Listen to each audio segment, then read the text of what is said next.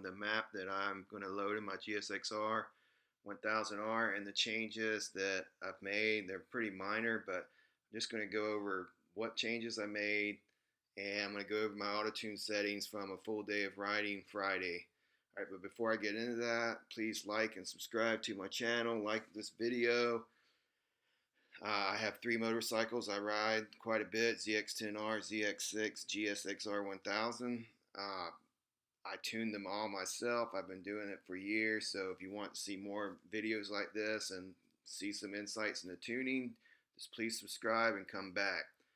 Alright, so with that said, I'm going to cover 2 settings that are pretty quick and easy to cover and why I did that.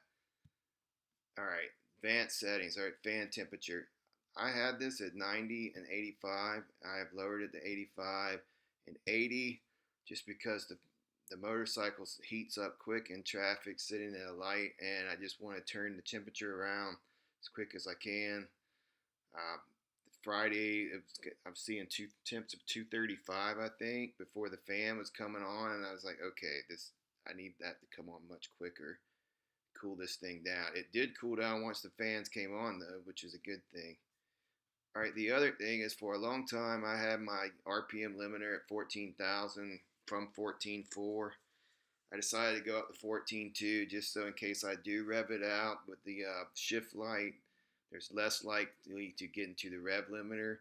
And the bike's designed to turn at 14.4 anyway. I chose 14,000 just as safety. There's no reason to go there with the way this bike's set up. Alright, so with that said,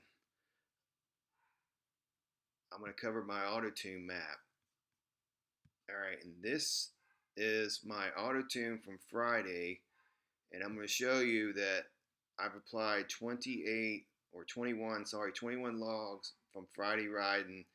You can see that some of them are fairly large size. I apply all of them, the smaller files. I figure the filter will take care of, so it's no big deal. I just apply because it's easier to go through and try and figure out which ones were which. So those are the files that I've actually applied. Alright, so we see that blue is rich and red is lean. Alright, I'm just going to show you, this is the logged AFR, these are the target AFRs, and we'll see that there's quite a bit of difference here because after last week tuning for the surge, I pretty much discovered around 14.0 is ideal. If you can keep this bike around 13.7 to 14.0 at idle, it rides much smoother, or idles much smoother.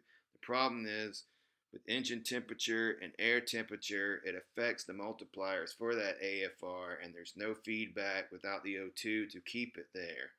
So I did have some surging going on, but it was nothing like it used to be, and it seemed to be very much temperature dependent. If the bike stayed around 185, 190, temperature was steady, or idle was steady. If it started going up higher than that, we would start getting into some surging. So I'm hoping the fan temperatures and going to 14.0 keeps this bike not surging like it did. I mean, for the most part, it does not surge now, but there still is a little of it that goes on. All right, so this is my IAP map, basically manifold pressure, speed density. I'm going to show you the TPS, and we're going to see the same thing, that in the lower RPMs, it should be a little bit requiring a little bit lean, or leaning out some. You can see it's applying to logs now. Alright, so yeah, these are my target AFR, 14.0. I changed that due to the surge tuning. It's my logged AFR, which isn't bad.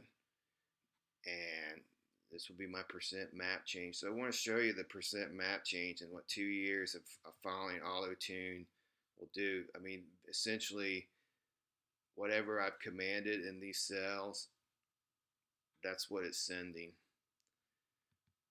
I mean, look at it. If you see, it's like it basically follows directly what's in there. Some of these cells, it's not changing at all. So anyway, I'm going to close this video right now. Please like and subscribe to the channel if you want to see more like this. As I change and tune things, I'm going to try to make